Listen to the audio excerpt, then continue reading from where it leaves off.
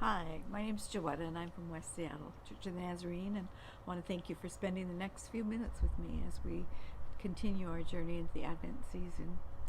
In case you couldn't tell, I love the lights of Christmas. I love the colorful ones, the white ones, the indoor lights, the outdoor lights, the candle lights that shine in solitary and the candle lights that shine as a big, large group. And I even like the light of a porch light.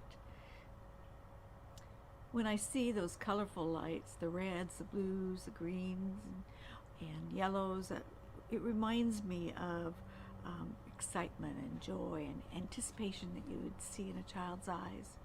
And when I see those white lights, they remind me of peace, contentment. Have you ever driven around and looked at the lights during the day? Probably not, because the best time to see them is in the darkness. Their brilliance and sparkle are best captured when it is dark all around them.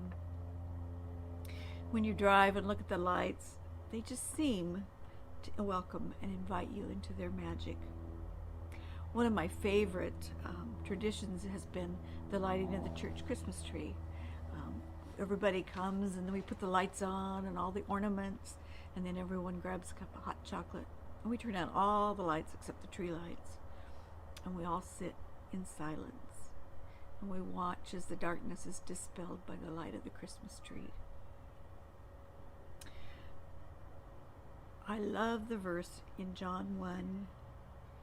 It says, "In the beginning was the Word, and the Word was with God, and the Word was God." And then you jump down to verses 4 and 5. It says, "In him was life, and that life was the light of men, and the light shines in the darkness, and the darkness has not overcome it." The light shines in the darkness. You know, the shepherds saw the light. Some versions say they were terrified or frightened. I kind of like what King James says. It says they were sore afraid. But we can't stop reading there. We need to continue because it says their fear didn't stop them from following the star to the manger, where they went and they knelt and worshiped.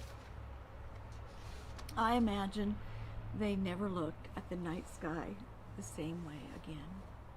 And the wise men, well, they saw the light too.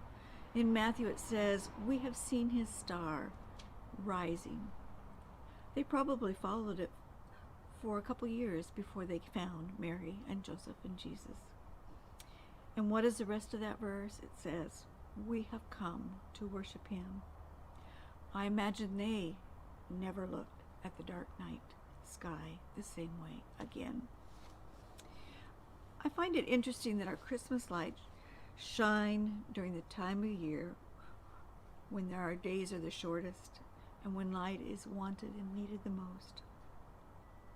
This has been a year where many have been overwhelmed by darkness, loss of jobs, sickness, unrest in our country, COVID-19, and the loss of the ability to spend time with family and friends. So let me ask, what draws you to the light of Christmas this year? I'd like to think that among many possible reasons, the lights might provide a reminder of hope, a knowing that there is something greater than the darkness, and the dark nights will become shorter. As you enter this Christmas season, may you be able to see the light that Jesus offers to each of us.